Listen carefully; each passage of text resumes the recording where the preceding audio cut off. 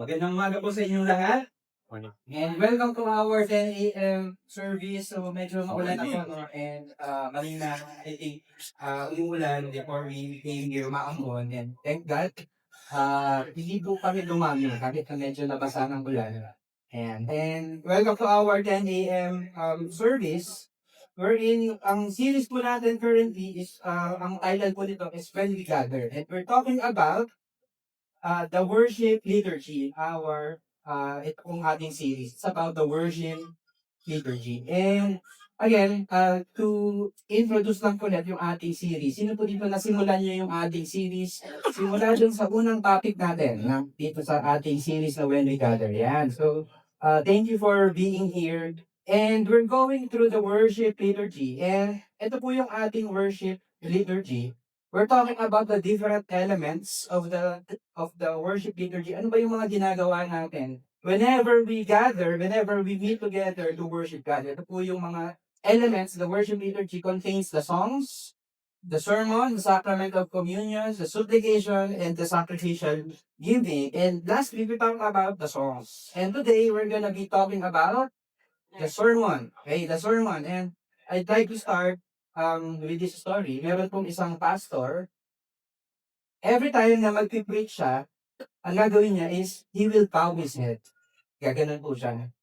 And of course, he's gonna pray. And yun pong anak niya, meron po siyang daughter who is 5 years old. Ang sabi po nung daughter niya, napansin na yung tatay niya, palaging nagpapaw ang head every time mag-start ng preaching. So sabi niya, Dad, why are you bowing down your head every time you start to preach? And sabi nung father niya, sabi niya, I'm bowing down my head because I'm asking the Lord, I'm praying to the Lord to help me preach a good sermon. Tapos sabi nung anak niya, bakit parang hindi ka tinutulungan ni Lord? Di ba yung parang hindi pala palaging good sermon yung pinipreach ng pastor? And I hope na buti na lang yung anak ko, hindi pa po siya 5 years old. 5 months old pa lang yung aking daughter. But I hope na today we're gonna be learning a lot from the Word of God. So can I invite everyone to please stand up? And so we're gonna be reading from the book of 2 Timothy chapter 3, verses 14 to 17. And then idediretso po natin siya to chapter 4, verses 1 to 5. So, 2 Timothy chapter 3, 14 to 17, and then we're gonna jump to chapter 4, verses 1 to 5. So, nakita niyo na po ba sa Bible? So, para dun sa mga nakakita na anong page? 578. Ayan, okay. 578. So, please read with me. Verse 14 says, But as for you, continue in what you have learned and have firmly believed, knowing from whom you learned it, and how from childhood you have been acquainted with the sacred writings, which are able to make you wise for salvation through faith in Christ Jesus. All scripture is breathed out by God and profitable for teaching, for reproof, for correction, and for training in righteousness, that the man of God may be complete, equipped for every good work. I charge you in the presence of God and of Christ Jesus, who is to judge the living and the dead, and by his appearing and his kingdom, preach the word, be ready in season and out of season, reprove, rebuke, and exhort, with complete patience and teaching. For the time is coming when people will not endure sound teaching, but having itching ears, they will accumulate for themselves teachers to suit their own passions, and will turn away from listening to the truth and wander off into myths. As for you, always be sober-minded, endure suffering, do the work of an evangelist, fulfill your mission. Let's pray, Lord. We want to commit the time of preaching the word to you, Lord. I pray, God, that as we hear the word, there's gonna be transformation in our lives. I pray, Lord, that we're gonna be ready in what you want to do in us and what you want to do through us. Thank you, God. In Jesus' name we pray. Amen. Amen. Pwede na po tayong auto.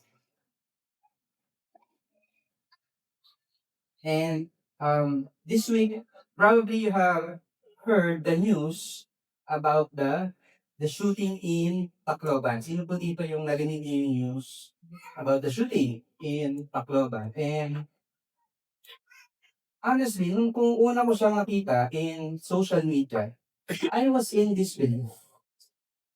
I was in disbelief, especially when I found out that the one who shot the children, yung mga classmates niya, schoolmates niya, is just 14. Yung isa ay 15 years old. Parang, when I heard that, I was really in disbelief. Talaga ba?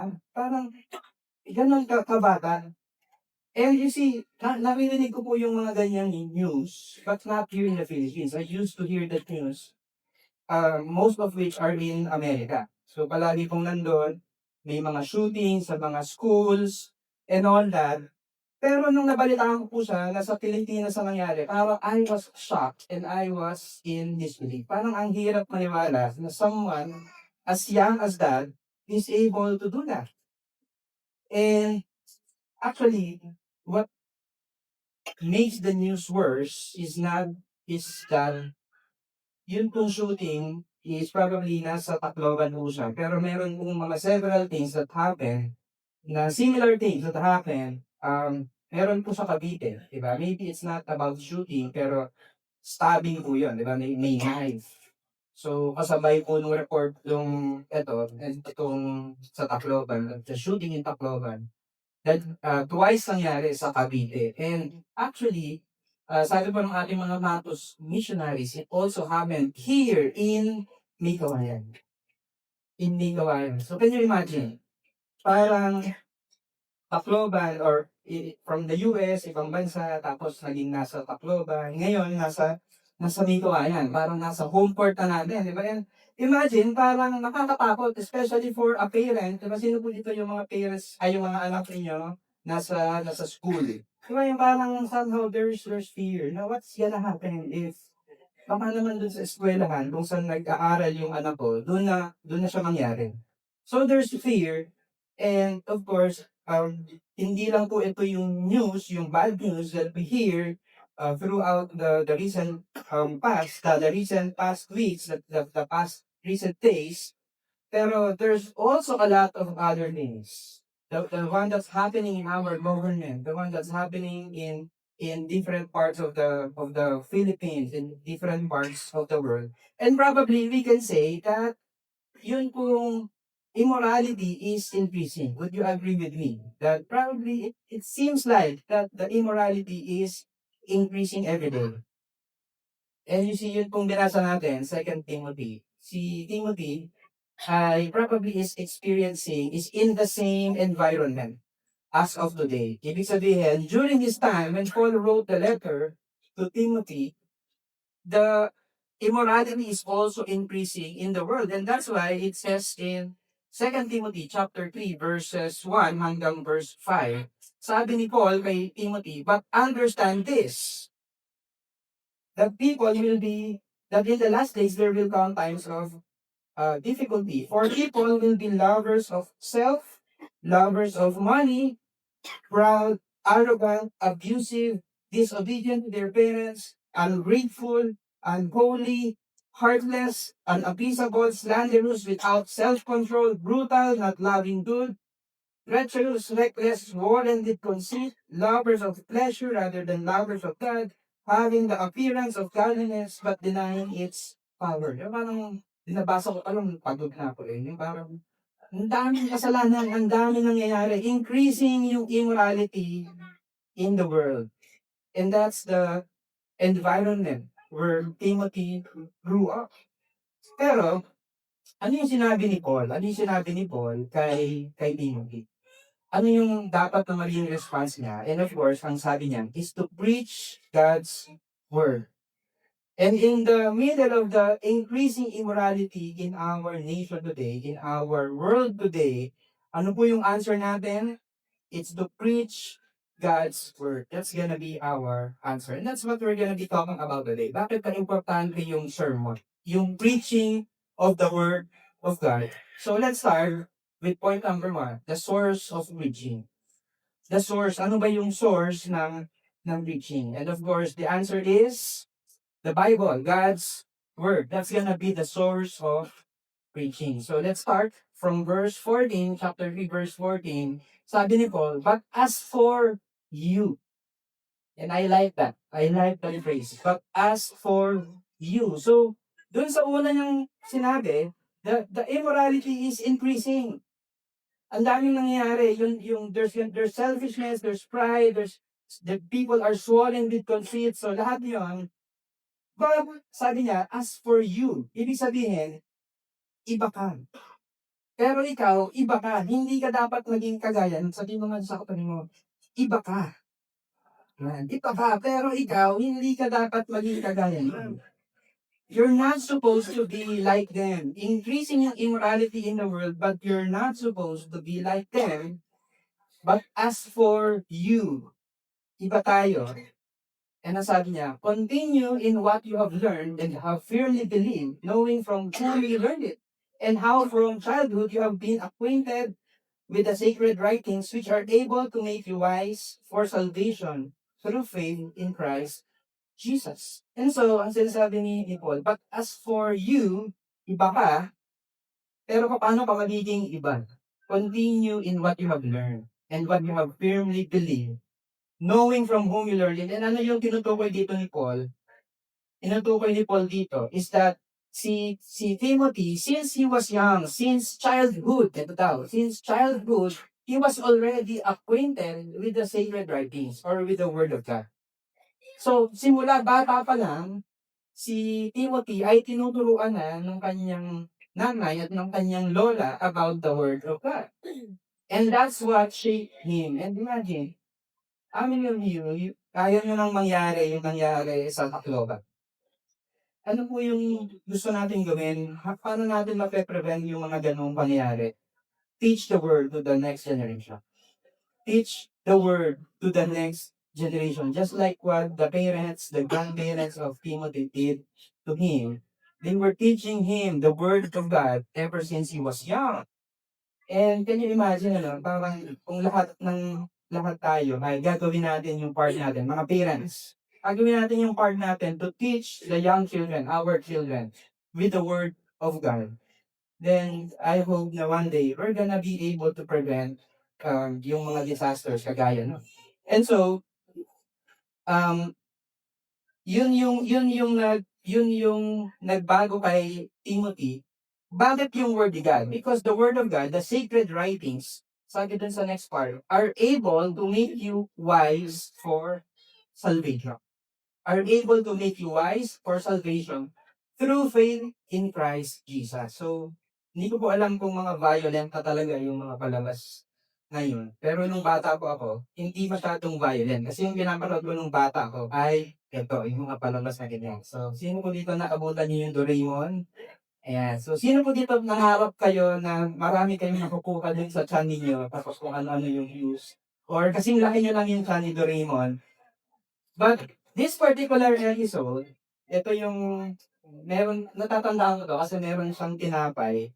Ang title niyan, ang magigwang kang tinapay! Di ba ganun yung pagkumpisa ng Doraemon? Meron po siyang tinapay, napupunin niya dun sa chan niya. Tapos, ang gagawin ni Nobita, tama ba? Nobita ba yung pangalan? Yung tinapay, ipapatong niya dun sa libro para hindi na siya magre-review. Pag kinain niya yung tinapay, yung page na yon matatandaan na niya kung ano yung laman nung libro na yon. So, gusto niyo ba yung mga ganon? Yung mga students dito, meron bang mga students in the house? Ayan. So, meron po niyan sa Seymour, no? Ngayon, pumili po kayo pag may exam. But that's the episode na I remember. Parang ipapatong niya lang, tapos kakainin niya, tapos alam na niya kagad. And you see, growing up, meron po akong mga naririnig na parang ganun din pagdating sa Bible. Of course, walang tinapay na magic. Pero ang gagawin, nang narinig ko, binunan mo yung Bible. Narinig niyo na ba yan? Binunan mo yung Bible pagka matutulog ka para matandaan mo yung word ni God. And we feel like parang it's just about head knowledge. But you see, yun pong making us wise in salvation is not just about knowing what the Bible contains. It's not just about growing knowledgeable about the Bible. It's more than that. Kasi, yun pong mga Jews, they know the scriptures, okay? Yun pong mga Jews nung time ni Jesus, they know the scriptures. But John chapter 5, ito po yung sinabi ni Jesus sa mga Jews, you search the scriptures because you think that in them you have eternal life. And it is what they bear witness about me. So they're reading the scriptures, they know the scriptures, but verse 40 says, yet you refuse to come to me that you may have life. So they know about the scriptures. And probably ano yung nangyari sa kanila when they got to know the contents of the scriptures. Probably alam nila. Probably kapisado nila yung scriptures, the laws that are in the scriptures. Probably kapag nagkaroon tayo ng quiz bee, tapos merong Jew nakasali doon, probably sila yung mananalo doon sa Bible quiz bee. But that's not what we want lang basta. I mean, knowing about the Bible, knowing about what the Bible contains is good, pero hindi lang yung knowing about it ang gusto natin. Ano yung gusto natin? That as we read the scriptures, that we may be able to come closer to Jesus Christ. I hope na whenever we read the Bible, hindi lang tayo nagiging prideful. Parang ako, alam nila kung alam sa Bible, kabisado ko yung Bible, kaya kong makipagdebate, and sometimes that's what happens to us kapag the more that we know, the more mayabang that we get. Okay? Pero actually, baliktad. The more that we get to know the Word of God, actually, the more humble that we should become. Tama po ba? The more humble that we should become, dapat ang paglabasa natin yung Word ni God, hindi yung, ay, ang galing ko talaga, na-obey ko to, na-obey ko yan, ako na, ang galing ko, di ba? But it's not about that. In fact, it should be the opposite. It should be, Lord, I know now how sinful I am.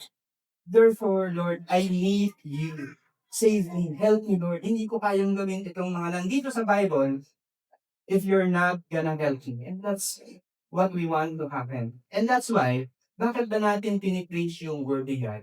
So that all of us will have an encounter of Jesus Christ. Okay po ba yan?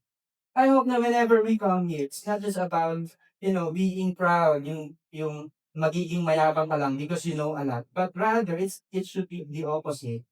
That as we preach the word, as we listen to the word, we get to encounter Jesus. That's my goal whenever I prepare for the preaching. It's not just to finish the preaching. It's to encounter Jesus. It's to encounter Jesus. So, we preach the word, it makes us wise for salvation. And you see, the Bible contains a lot of, what do you call that? Comparisons to the Word of God. So, hindi po ito lahat, marami pang iba, but I just chose some to make my point. So, yun pong Word ni God in the Bible, it's compared to food. Natatandaan niyo ba yung series natin dyan? You are what you eat. So, ano po ibig sabihin niyan? The Word of God nourishes us just like food. The Word of God is like a seed. Ano yung ginagawa ng seed? Life comes out of it. Because of the seed, yung life, it comes out of it. Ito, pinanggit ko ni Coach Roy kanina. The lamp, your word is like a lamp unto my feet and a light unto my path. It guides us. The Word of God is our guide. Sino po dito kailangan nyo ng guide sa buhay nyo? Diba? Yung minsan din nyo alam what to do. O sino po dito alam nyo every time what to do in life? But of course not. And that's why we need the Word of God. It's like a lamp unto our feet and a light unto our path. Ito, we need, the Word of God is also like a sword. Okay, sword. Bakit sword? The Word of God is the sword of the Spirit. It's our weapon against temptation. Against the lies of the enemy. Sino mo dito minsan, the enemy is attacking you. Kung meron kang mga narinig na attacks ng enemy laban sa iyo, sa identity mo, probably the enemy is telling you na wala kang kwenta. Alam mo, nobody will love you. Nobody will accept you. But Word of God is like a sword. It's our weapon against the works of the enemy. The Word of God is like a mirror. Sino po dito pagka nagsasalamin kayo, ano kayo? GGSS. Alam niyo ba yan? Yan. Tingnan, ano yun? Gandang ganda sa sarili. Yan. No? Kaya gwapong-gwapo sa sarili. Parang pagtingin mo dun sa sarili, ano yan, gwapo mo talaga. Artistahin, no? Yan, yung di ba, bakit pa tayo nagsasalamin? Di ba, ang gusto natin, makita yung mga hindi maayos sa sarili natin, di ba? Hindi pala, may mukha ka pa, ganyan, meron kang madumi yung mukha mo. So, the reason why we go to the mirror is para maging maayos. And in the same way, the Word of God is like a mirror. Nagre-reflect dito yung mga bagay na probably hindi natin gusto, makikita natin, yung mga hindi natin gusto sa sarili natin. And yet, dahil nakita natin yung mali, alam natin kung paano siya itatama. Okay? And the Word of God is also like a fire. It purifies us. Whenever we allow the Word of God to change us, it purifies us. And so in verse 16, all scripture is breathed out by God and profitable for teaching, for reproof, for correction, and for training in righteousness. It's breathed out by God. It means that the Word of God has dual authorship. It's written by man, but at the same time, it's inspired by the Holy Spirit.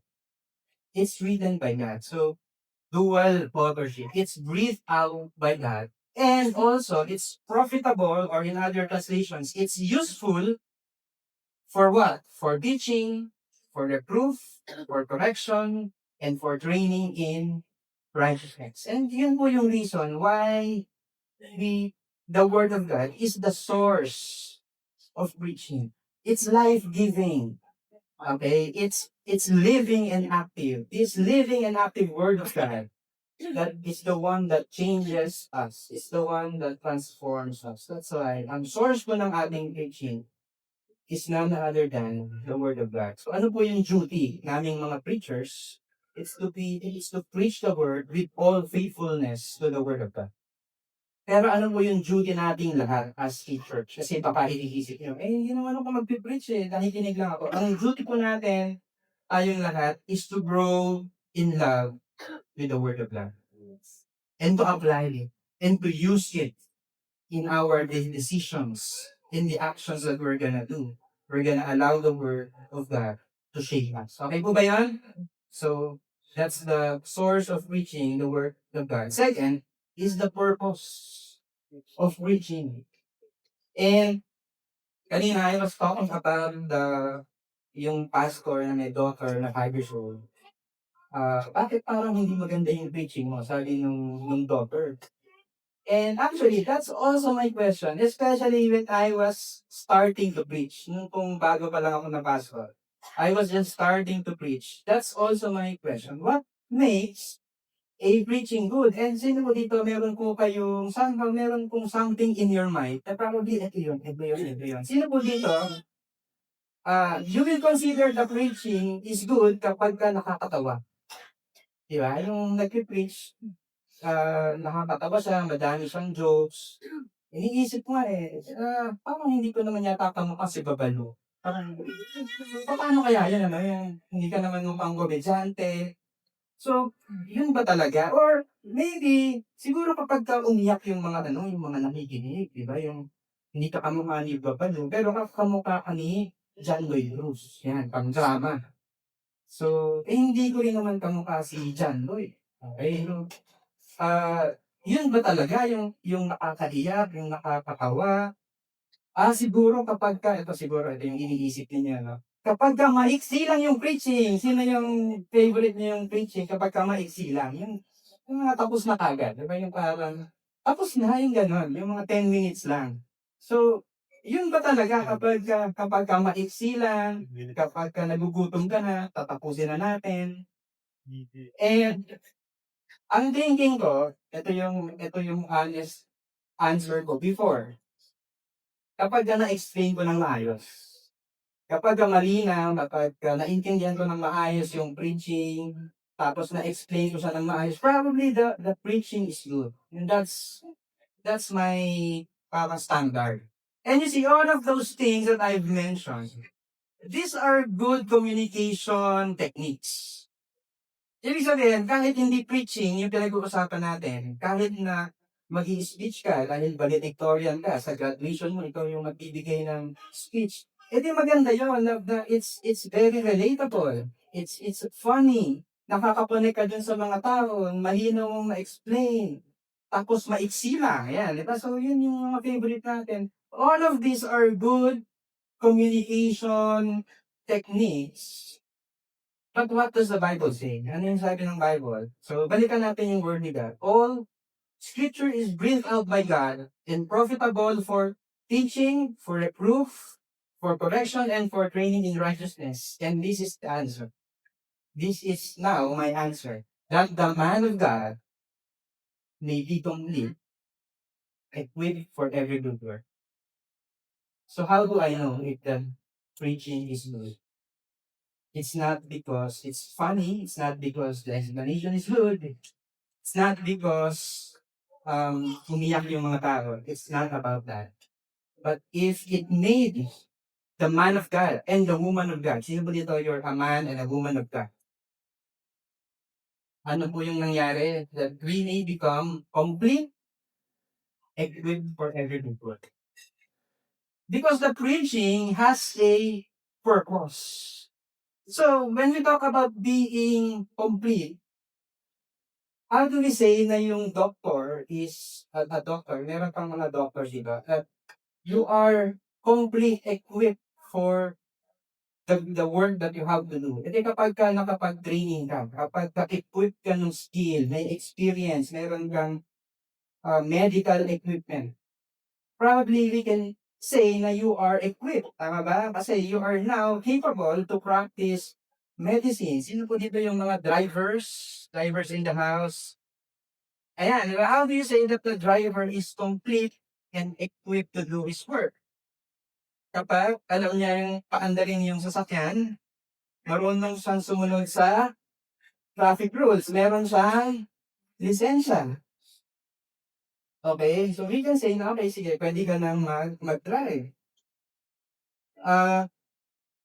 Basketball player, paano mo masasabing complete, equipped yung basketball player? Kapag marunong lang ba siyang mag-shoot, mag-dribble, mag-rebound, kailangan meron din siyang stamina, di ba? Kailangan namang isang takbo lang, tapos pagod na ako. Yung parang isang ganun pa lang, di ba? Of course, kailangan, you're physically fit. And so, we can do all of that, think of all of the professions that probably we can think about. Pero ang question, how about you, the man and the woman of God? How do we become complete? Yan ang sagot dyan. Is that we are complete kapag ka-equipped tayo, kapag ka-competent tayo, kapag ka-fit tayo to do the work that God has for us. To do the work that God has for us.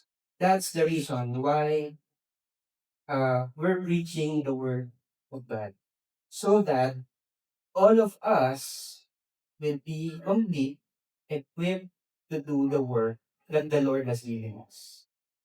So, every time na I reach, the purpose or the goal is not to be well-liked. Diba? Yung minsan ganun yung target eh. Dapat kapag nag-preach ka, ayan, may video dun sa likod. Diba? Ipopost yan sa social media. Dapat madaming likes. Dapat maraming views. Dapat madaming shares. That's not the goal. That's not the goal.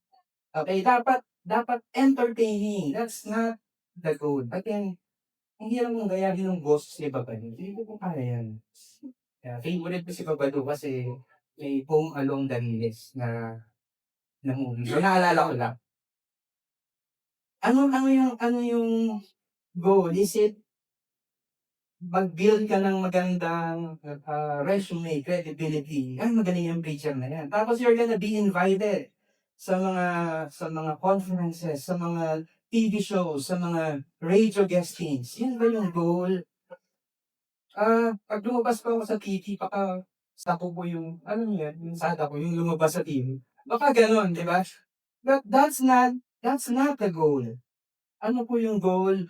It's to equip the man and the woman of God to do the work that the Lord has for all of us. Meron pong work na pinapagawa sa atin si Lord. And this is not just for the preachers. This is for all of us. It's for all of us, for the stay-at-home moms and dads, for the accountants, for the soldiers, for the nurses, the virtual assistant. Yan ang mga virtual assistant dito. The Lord has a work na pinapagawa sa inyo si Lord. Yun po yung goal ng preaching. Does it move us? Does it equip us to do that work? And so, ito pa yung song sabihin, through the preaching of the word, God does something in us. Sa iba po sa atin, we're tired, and probably the word of God will encourage you. Yung iba po sa atin, we're burdened. Dahil po nating mga dala-dala, pero the word of God will probably encourage you to lay it all before the Lord. Yung iba sa atin, ayaw nating kumilos. Gusto nating magstay sa comfort zone. Pero the word of God will encourage you to go out there and do the purpose of God for you. Pero, hindi lang po God is doing something in us. But through the preaching of the word, God is also doing something through us. It's in us, and it's also through us. May gagawin po si Lord through us. And that's why, it's our answer. Kanina ang question ko, ano yung answer natin to the increasing immorality in the world? It's to preach the word of God. Kasi imagine nyo, no? You allow the Lord to do something in you, in your heart, and to do something through you. Okay? For the parents, mga parents sa ating kamay natin, the Word of God tells us to teach our children to love the Lord, your God, with all of your heart, with all of your soul, with all of your mind, with all of your strength. If you do that, all of us are gonna be able to prevent the cases like in shooting sa Tacloban. Bakit? It may not be a big thing, it may not be a spectacular thing, pero if tayong mga parents, we're just gonna do our part. We'll be able to prevent something like that. Diba? Kapag yung mga nag-work, yung mga nag-work, employed kayo, meron kayong business, if we're gonna do the work, the business that we have with all integrity and with all righteousness, ano po yung mangyayari? Mape-prevent natin probably yung corruption. Bakit? Kasi saan ba nagsisimula yung corruption? Di ba sa mga small things? Di ba sabi ng commercial ng Milo, great things starts from small beginnings. Yan, di ba? So, minsan sa work, yung ginagawa mo, uuwi ka lang yung mga maliliit na bagay. Yung stapler, di ba? Yung, alam yan, mga office supplies. Stapler lang, ballpen, coupon band. Ayan. So, yung office supplies, naging school supplies ng anak mo para tipid. Pero hindi matatapos yun doon. Susunod niya, ang iuwi mo na printer, di ba? Saka yung Xerox machine. Tapos hinahanap nung admin, nasaan yung printer? Siguro na-misplace lang. Pakitama siya lang doon. So, corruption starts from the small things. Okay? So, maybe when we have this integrity sa trabaho natin, maybe we will be able to prevent corruption in the bigger aspect. Or ngayon, usong-uso yung fake news. Okay? Pero imagine niyo before, nung wala pa mga social media, ano yung picture ng fake news? Chismisan, di ba? So, doon na nag-umpisa yan chismisan na. Ngayon, napapost na yung chismis, meron ng post na social media. Pero imagine, if we're just gonna um, prevent or avoid gossiping each other, then probably hindi mauuso yung fake news. And that's why, yun yung sinasabi ko, na through the preaching of the word, ano yung gusto natin is that as we allow the word of God to shape our hearts, is that God will do something in us and that God will also do something through us. So that's the purpose of the preaching, to equip the man of God to do the work that God has for him. And lastly, number 3, the charge. The charge of preaching. And so, 2 Timothy 4, verse 1. So ito po yung kasunod. Because all scripture is breathed out by God and is profitable for the teaching, for correction, for rebuke, reproof, and training in righteousness. Ito po yung sinabi ni Paul kay Timothy na next. I charge you in the presence of God and of Christ Jesus, who is to judge the living and the dead, and by his appearing in his kingdom. So ano po yung charge? Preach the word. Preach the word. Be ready in season and out of season. Sabi ni John Berry, sabi niya, I only preach 2 times. In seasons and out of seasons. Okay? And ano yung gagawin natin? To reprove, to rebuke, and to exhort with complete patience and teaching. So I call our keyboardist. Preach the word. And how do we do that? Reprove, rebuke, and exhort. And I'm studying itong mga words na to. Reprove, rebuke, and exhort. And this is what I found out. Yung pong reprove, pag pinag-aralan po natin siya, it means to bring to light what is wrong by showing from scripture what is right. Baka merong mali sa understanding natin. So that's why, what do we do with reproof? Or in other words, we correct. Kino-correct natin. The intention of reproof is to help a person recognize his error because he may not realize that he is wrong. So, in-explain lang natin, kino-correct lang natin. Diba? Parang ayoko nang magpatawad. Diba? Nakakainis kasi, ayoko nang magpatawad. Pero we can correct the person. We can tell the person na, ano pa yung sabi sa Bible? Diba si Peter nagtanong din kay Jesus? Lord, do I forgive my brother 7 times? Up to 7 times? Ano sabi ni Jesus? It's not 7 times. It's 70 times 7. Or in other translations, it's 77 times. It means na more than 7 times. You're gonna do it repeatedly. Consistently. And so, probably, merong mali dun sa mindset ng tao. So, we correct. We reprove. Second is we rebuke. It means to warn or strongly correct someone who persists in disobedience. So, ito, meron ng makulit na paulit-ulit na nagdi-disobey. So, anong gagawin mo? You're gonna warn. You're gonna strongly correct. Rebuke. And ano po yung purpose ng rebuke? It's to call for repentance. For what? Para magmukha kang magaling? Para magmukha kang holier than thou? That's not the point. The point of rebuke is to call for repentance for the well-being and protection of the person who is wrong. You love the person, and he is always doing sin, and he will continue to do sin. Pero because you love the person, you warn, you rebuke, you strongly correct. Alam mo, mali yan. Mali yung adultery, hindi lang yan. Rebuke. And yung pangatlo, it's to exhort. It means to comfort and to acknowledge, to encourage rather, that is heartened. Or to urge a believer towards faithful obedience. It's to comfort and to encourage. How many of you need comfort? How many of you need to be encouraged? And sometimes, ito po yung purpose ng preaching. Ito po yung form rather ng preaching. It's about exhorting. And ang intention po nito is to strengthen the believers to continue doing what is right. Some of you might need to hear that the Lord is close to the broken-hearted.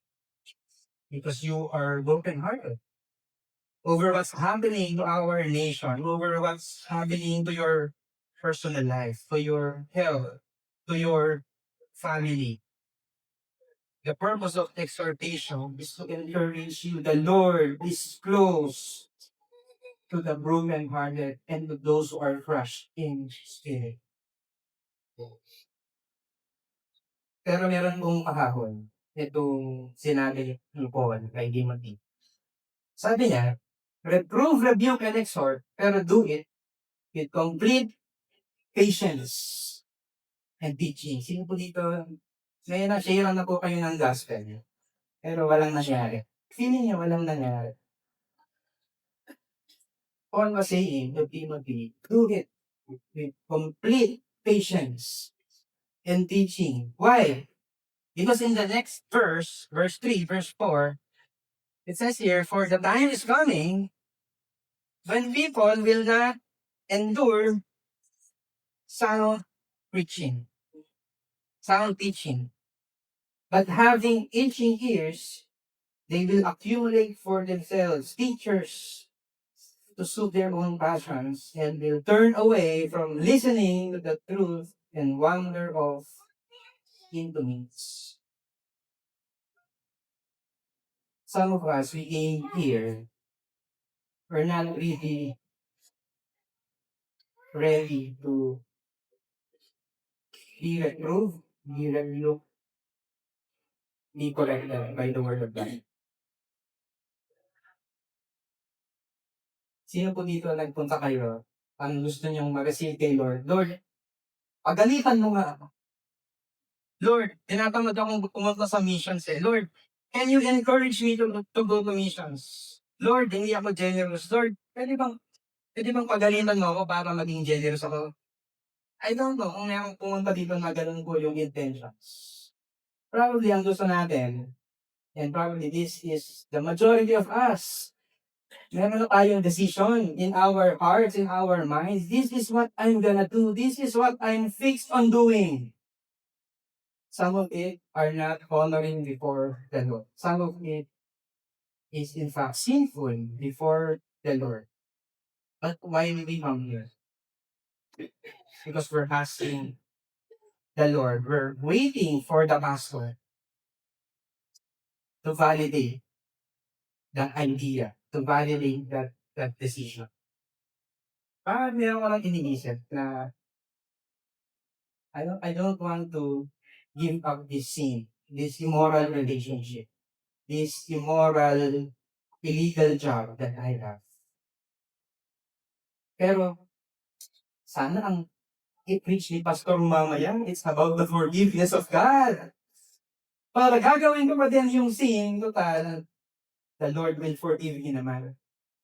And sometimes we come here, just like what Paul said, the time is coming when people will not endure sound teaching. Ayaw natin nung nako-correct, ayaw natin nung nare-review, ayaw natin nang napapagalitan, ayaw natin nang na-encourage. Ang gusto natin is that we have these itching ears, they will accumulate for themselves. Teachers who suit their own passions. Ang hinahanap natin yung mga nagsasalita, nagpipreach, nagtuturo, na kung ano yung gusto nating marinig, yun yung maririnig natin mula sa kanila.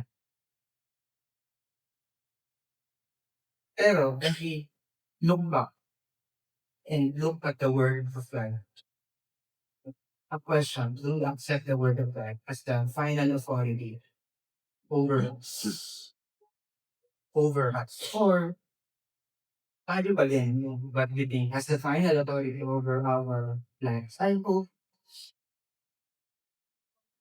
that we can treat the word of God as the one that has the greatest ultimate authority over our lives. So that whenever we listen to the preaching of the word, we're gonna allow the Lord to reprove, to rebuke, and to exhort us. It's His word. What we're preaching here is not just the pastor's message. It's the word of God. So we allow the word of God.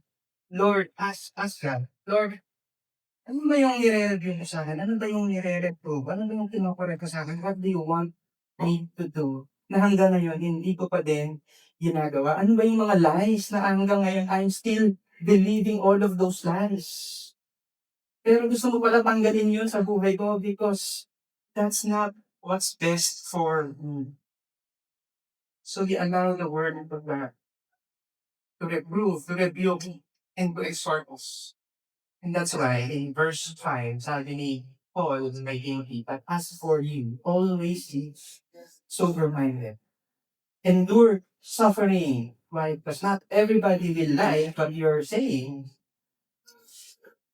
People will not always like, not just Timothy, not just the pastor, but what the word of God is saying.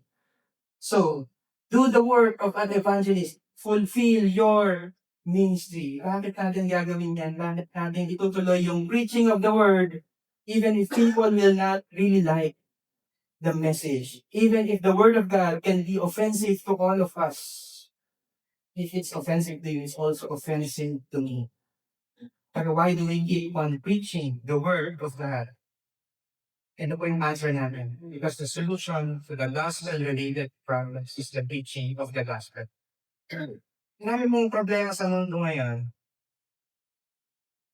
na ang punot dulo is because people do not live, do not know, do not hear the gospel, the good news about Jesus Christ. That's why we will continue to preach the word of God. Because the solution is none other than Jesus Himself. We're just gonna preach the word of God. Mga problema natin about violence, corruption, and sexual immorality, adultery, and all of that will be solved by the word of God. You need the gospel so that you don't have to live in fear, so that we don't have to live in sin, so that we don't have to look for something else to secure us, to accept us. Because when we hear the word of God, when we hear the gospel, when we find Jesus Christ, encounter Him through the preaching of the word, then what will we get? We become complete, but not just complete, also equipped to do the work of God. That's what we're gonna be praying for today. We're gonna be, and I just wanna minister to all of us today. Probably for the longest time, we have not allowed the word of God to shape us. Probably, whenever you hear something that you don't really agree, not with the pastor, you may disagree with me. That's fine. Pero I'm saying, dun sa word ni God, na pinipreach namin every week. Sometimes you don't agree with that, not because it's wrong, but because the final authority is still you, not the word of God. I just want to pray for all of us today. If you're saying, Lord, I want the word of God to shape me, do something in me, and do something through me. Can you please raise up your hands? Raise up your hands. Lord, I want the word of God, not the pastor, not the one who's standing up here preaching, but the word of God to shape me, to change me, to do something in me, to correct me, to reprove me, to rebuke me, to encourage me, to challenge me, even if I don't want to. If that's you, then you ask God, Lord, let the word of God shape me. I'm gonna give you a few seconds, a few minutes to tell God, Lord, shape me through the word of God.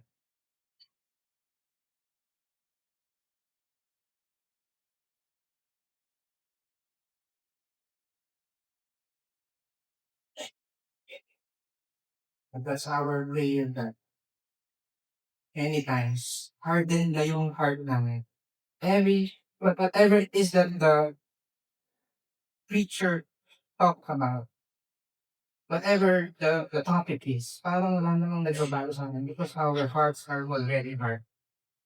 So, ang prayer ko namin ngayon, Lord, is that you will give us a heart of flesh instead of a heart of stone. I pray, Lord, that every time that we hear the word, every time that we read the word of God, I pray, Lord, that it will be like a sword to us. It will pierce our hearts. It will pierce our bones and our bones. It will do something in us internally so that, Lord, we're gonna be complete men and women of God equipped to your work. Thank you, God. Jesus, in the prayer. Amen. Amen. And what, Daniel, today is the last Sunday of June. So what we're gonna do is we're gonna have our discipleship Sunday. And this is gonna be our response. We're gonna process the word. And in groups of 3 to 4, sige, tayo lahat, we're gonna group ourselves, 3 to 4 people in each group. So may pag-uusapan natin.